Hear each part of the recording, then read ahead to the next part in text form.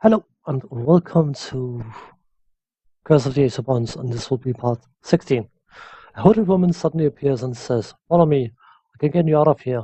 You're trapped here. My master can help you." You follow? A strange shimmer surrounds you. The room around you begins to fade. Just before it does, a band of clerics burst into the room, led by Fasal Chembo. He yells, "Woman, you go too far." As the room fades away, he turns and rushes out of the room. You're led along a dark corridor. You see before you Dexam the Beholder. A hooded woman walks to a milling group of armored minotaurs. They immediately snap to attention. Dexam speaks. "So these are Vasal's little secret? Very interesting. As a representative of the true priests of Bane, I shall deliver you to Maulmaster and to the Grand Imperceptor. Once in Maulmaster, I will examine these bonds in my laboratory, to your extreme discomfort, I'm afraid. But you may be comforted that during the final procedure, the one that will result in your death, that the pain will not go on for more than 2 or perhaps 3 weeks. Once I've uncovered the secret of these bonds, the Imperceptor will be most angry with his dear little vassal, and we may finally rid ourselves of this heretic and his precious mages." Divisford, yes, the sage, whispers, "Look on the altar. That's the amulet of Lysander. What do you do?" "Probably can't do much, so just before you can act, an impressive man, backed by troops, priests, and magicians, rushes into the room. "I am Fasal Chembo, High Lord of the Dark Shrine. My precious mages, as you call them, have allowed me to follow your minion. Dexam, you overstep your authority. My mark is on these people, and the Imperceptor will know of my work in due time. It is I who work for the greater glory of Bane. The powers granted us by Bane, combined with the power of the secular magic users, will bring about a Baneite hegemony in the realms, and these bonded tools are central to the consolidation of our power. With them, I hope to be able to control and avoid the traps set in magical items by the lawful and the good. The bonded ones are under my control and authority and will remain so for as long as I live." Dexam roars, "Then die, heretic," and blasts Vassal into a heap of ash. You feel the bonds in your arm starts to writhe. No one could have anticipated that outcome, could they? The bond of Vassal fades. Now that the bond is gone, they are of no use to me. Kill them." Dexam turns to the altar and starts to leave. You notice the amulet rising to meet him. As Dexam leaves, his forces and the remaining troops of Vassal start to melee in the room around you. Our task is now to try and get out of the room with a minimum of fuss. It is very, very random. You can face none, 1, or from 1 to 4 encounters. You're attacked by forces of Central Keep. And that is the downside to this bit, is that you're basically praying to the RNG gods in order to get out without a fight, but it is very unlikely, and there will be a certain amount of random encounters in this area. Ultimately, our aim is to get the amulet of Lysander, which is currently in the possession of a beholder.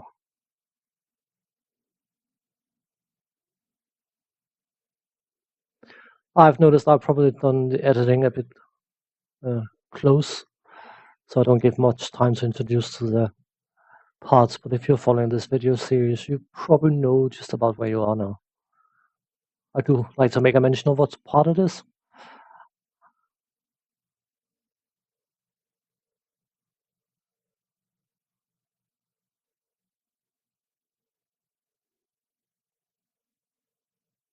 Just get rid of some of those helpless individuals. Put it this way, if I had not sped this video up, it would have been about 12 minutes longer. So that is the main reason I speed up the fights. They're still in the videos, but if you can't be bothered skipping them, then they're not going to be too long to endure. Charming a caster, by the way, is always a good idea, especially when it's a caster cast things like poison and destruction and all sorts of good, nice spells. And of course, it gives the enemies a second target, or a seventh target in our case. So, random encounters will usually just have the usual average crap. Some of it might be magical, but it will be +1. It is very rarely in these kind of games that you get anything special out of a random encounter. Attacked by forces of Central Keep. More of them. Great. At least they're positioned in a way where I can fireball the heck out of them.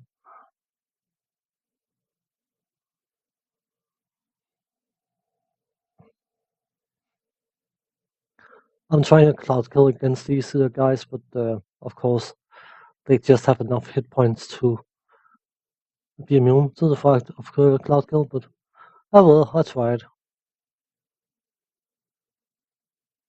You just have to take them down the good old-fashioned way.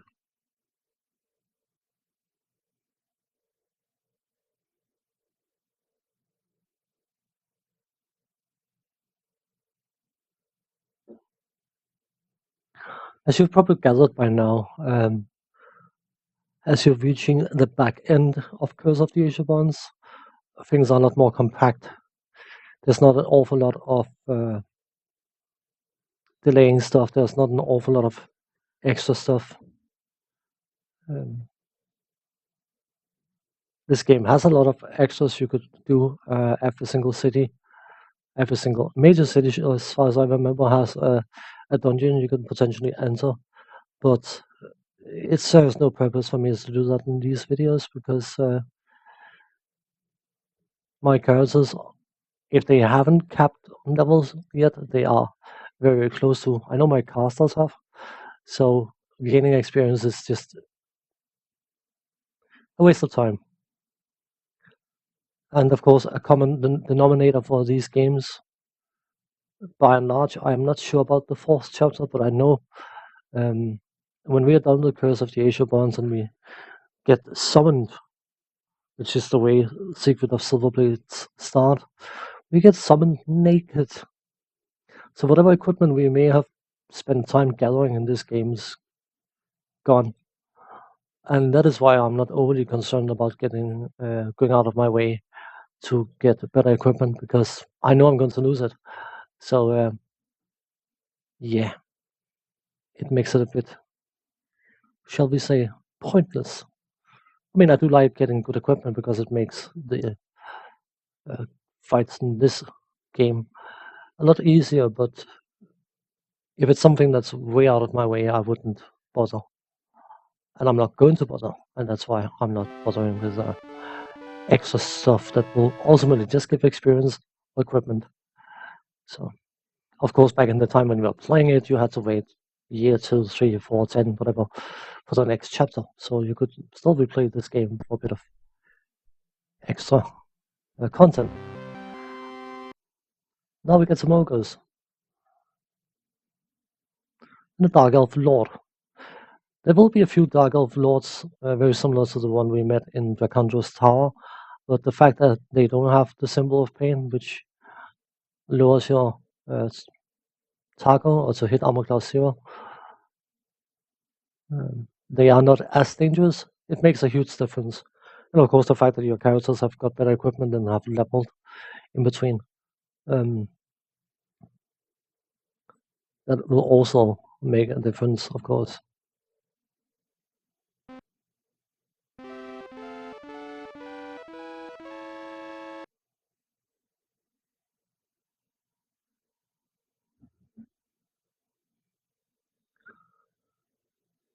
The worst part about this game is the fact that you get the very best equipment just before the end. You could argue that's probably sensible, but it's just nice getting, it's sad getting, you see the letters AS scratched into the wall. Oh, okay. It's a bit sad getting some very nice equipment and then I barely have a chance to use it. But alas, that is the way the game was designed. Just a more random stuff to cast, to kill. Even we are now getting into the territory where casters will have buffs when you engage them. Some mages will have a fire shield on, and fire shield is a level 4 mage spell you can attune to either cold or fire. You become immune to the damage type that it is attuned to, but you take is it 50% or is it 100% more damage from the opposite? I think it's 50% more damage you take from the opposing element. And any melee attacks against a caster with a fire shield on will do double damage in return. So it's quite nasty, and I'm fairly sure I tried to dispel. A lot of them also comes with minor globe of invulnerability, which makes them immune to level 1, 2, and 3 spells. Which means they will ignore things like fireballs and hold person and all that good stuff. A proper glove of invulnerability will make you immune to level 1, 2, 3, and 4 spells. Dispel magic is an exception. I'm fairly sure if you target the individual, they will be immune, but if you target an area next to the individual, they still have to make a check. I'm not entirely sure.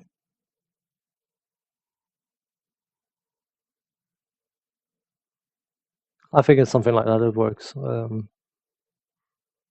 because dispel magic is a universal counterspell against all those spells that doesn't have a natural counter.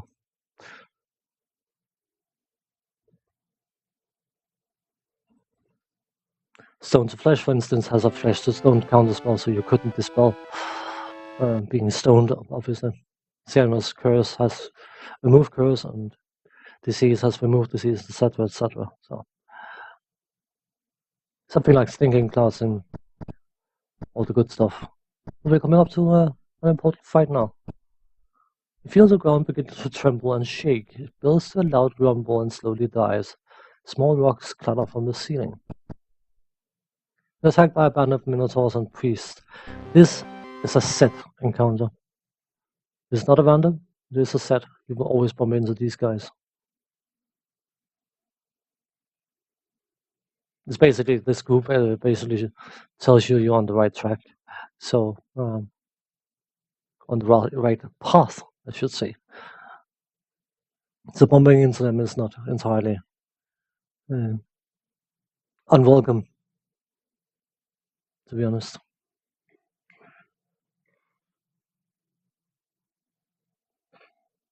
But it's more just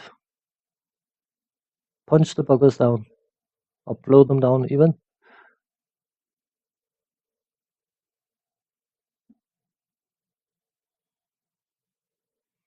I'm going to punch you in the face with a fireball. Yeah. Yeah. I think there was a question of a phrasing issue. Rooks, do it from behind her. Because this is a set encounter, there can actually be some nice stuff, but more than likely not.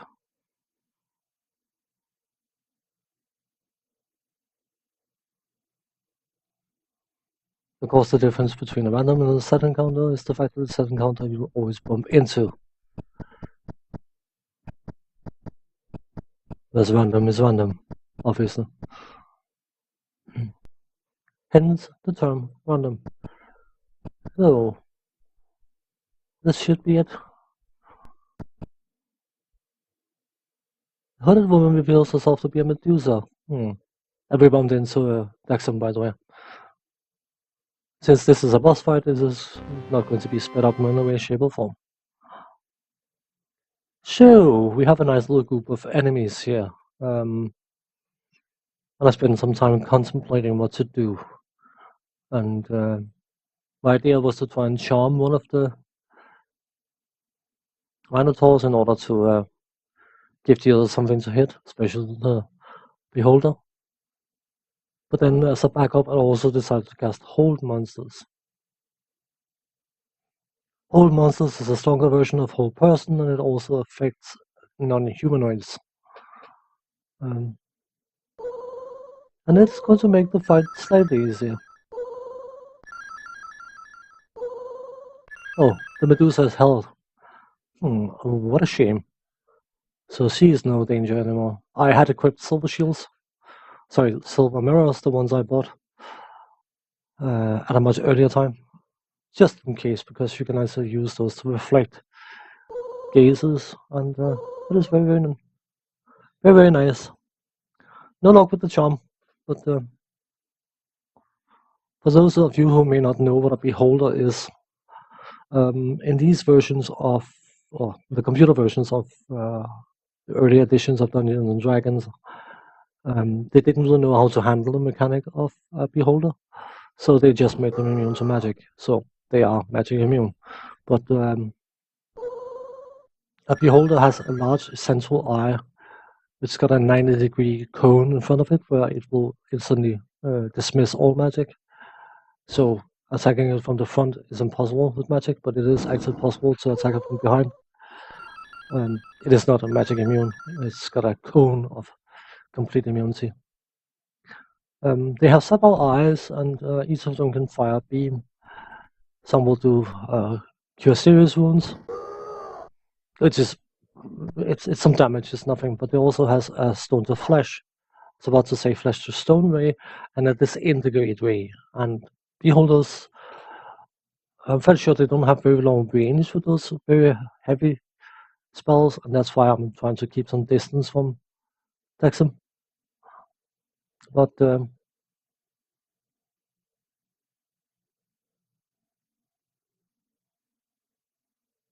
it is one of the more scary enemies you can face, because if you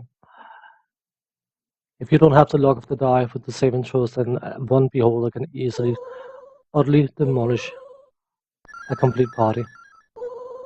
2 rounds, and your party's crushed. That's what makes them so very dangerous. But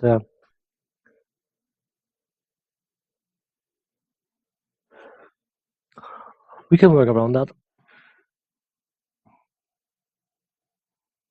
All those darts of the hornet's nest that I bought, now it's a good time to make use of them. It probably would have been faster just to go in and smack them in the face, but to be honest, I wanted to make use of some of these darts. So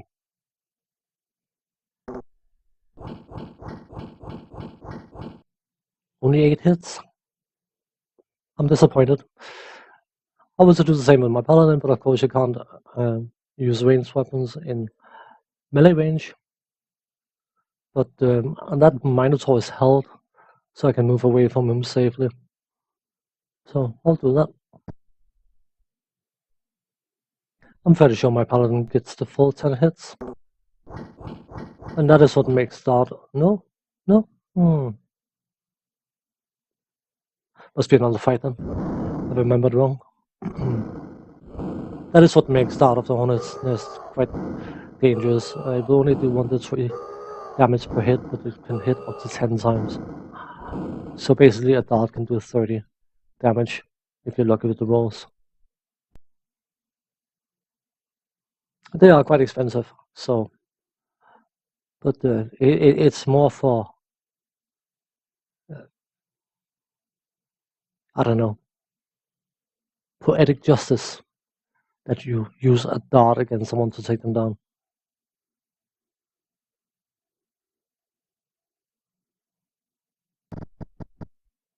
Not entirely sure why I decided to do nothing there. We could have hopefully gotten rid of that one Minotaur with 1 hit point, but oh well, I made my decisions.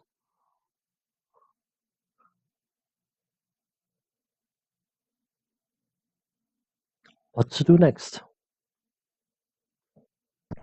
That beholder's been nice enough to go into melee range, so that's definitely a non-issue. And I try to backstab it, which is very easily possible to do. if you can actually hit it.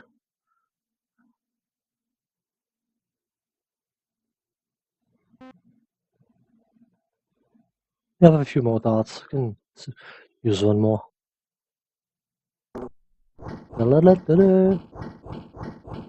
Now I think I got the all 10 hits. Minotaurs begin to surrender. Some enemies will flee and some enemies will surrender. If they surrender, they are considered defeated, so you will get the loot from them. So obviously, you will not get the experience for killing them. Though I would argue that you should get the experience for defeating them. You may not get full experience, but you should still get some. But in the old systems, it was just you get kill experience or you don't. So Beholder down, not horribly difficult. So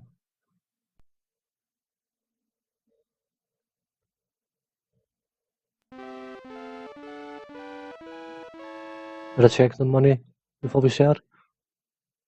Cheapskate. And let's see what items are available. There's bound to be something half decent here. Just to take magic first.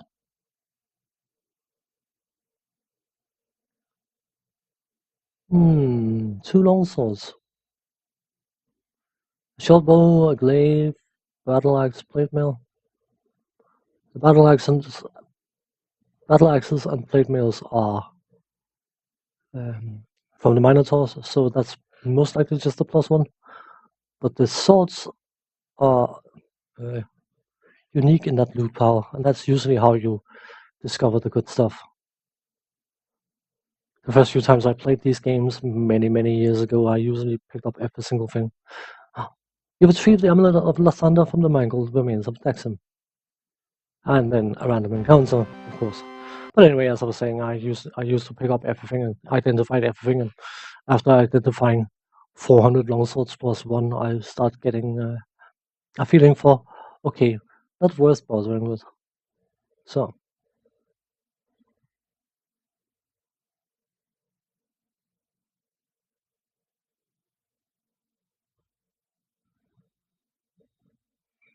I know the combat in these games is relatively simple, but to be honest, even though I love Baldur's Gate and Baldur's Gate 2 and Icewind Dale 2, whatever else they were called, those games, I've always hated the fact that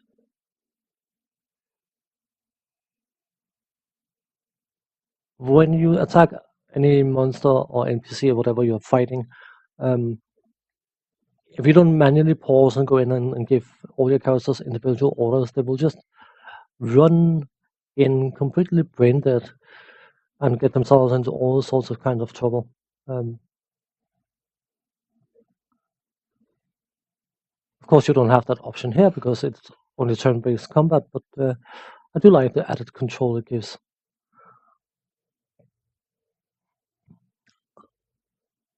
The revolutionary part, of course, about Baldur's Gate and Baldur's Gate 2 and all those, but the fact that they were real time. But I would have loved to have the option to choose between real time or turn based.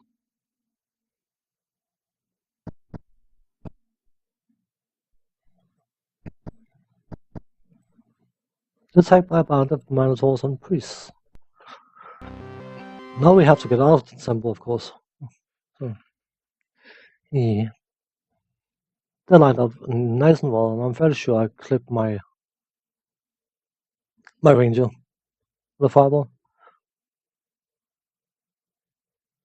He's standing far too close to the enemies.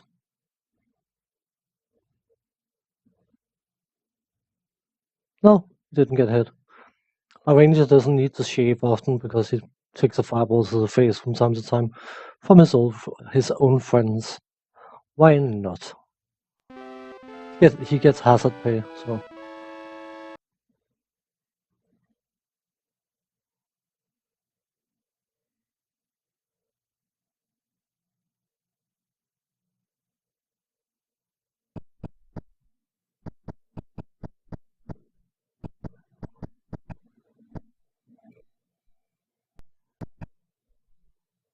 You're attacked by manticores, even.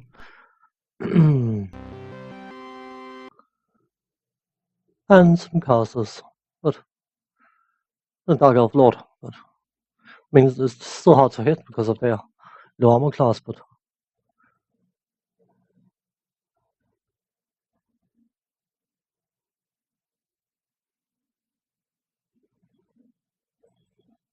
nothing we can't handle.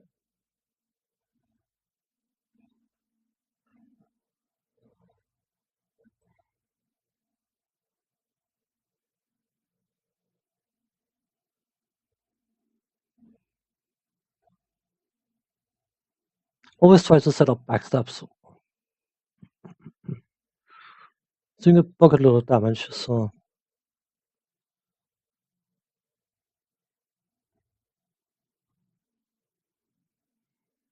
that was the issue I had in Pool of Radiance, is I could not get my thieves to backstab, which was rather unfortunate. So we should be almost done here.